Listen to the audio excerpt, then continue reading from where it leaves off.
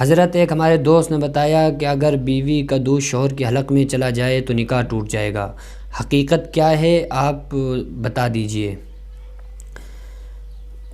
یہ ایک بہت ہی اہم مسئلہ ہے۔ اس مسئلے کو لے کر اکثر و بیشتر لوگ کنفیوز رہتے ہیں کہ ہم بستری کے وقت اگر بیوی کا دودھ شوہر کے حلق میں چلا جائے اور اندر چلا جائے، حلق کے اندر چلا جائے، تو ان کا نکاح ٹوٹ جائے گا یا باقی رہے گا۔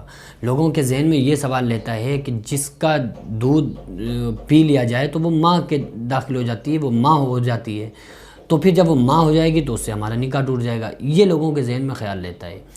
اور یہ ایک مسئلہ، چونکہ ایک مسئلہ یہ ہے کہ اگر کسی بچے نے کسی عورت کا دودھ پی لیا تو وہ عورت اس کی ماں ہو گئی۔ اس مسئلے کے تحت لوگ اس سے کنفیوز ہو جاتے ہیں۔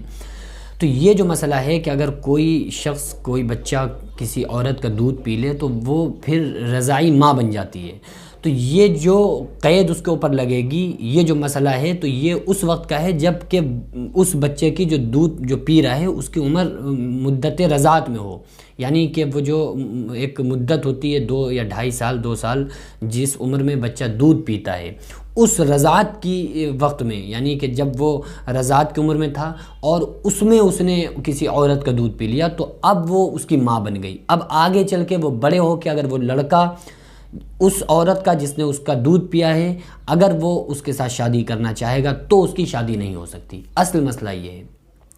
لیکن اب آپ کی جس سے شادی ہو گئی وہ آپ کی بیوی بن گئی۔ اب اگر کوئی شوہر اپنی بیوی کے ساتھ لطف اندوز ہو رہا تھا اور وہ اس کا حلق کے اندر دودھ چلا گیا تو اس سے انسان کا نکاح نہیں ٹوٹے گا۔ اور لوگ یہ سمجھتے ہیں کہ اس سے نکاح ٹوٹ جائے گا، اس سے نکاح نہیں ٹوٹے گا۔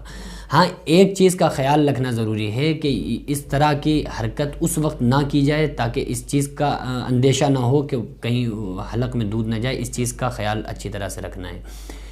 اور اگر کوئی انسان جان بوجھ کر یہ کرتا ہے، اگر کوئی انسان جان بوجھ کر یہ کرتا ہے تو یہ عمل کرنا حرام ہے، یعنی کہ یہ عمل کرنا حرام ہے۔ انسان کو اس چیز سے بچنا چاہیے، جان بوجھ کر نہیں کرنا چاہیے۔ لیکن اگر دھوکے میں انسان سے ایسا ہو گیا تو اس کو چاہیے کہ توبہ کر لے، تو پھر وہ گناہ گار نہیں ہے اگر دھوکے میں ایسا ہوا ہے۔ لیکن جان بوجھ کر ایسی حرکت کرنے سے انسان کو باز رہنا چاہیے۔ چلتے ہیں اگلے سوال کی طرف۔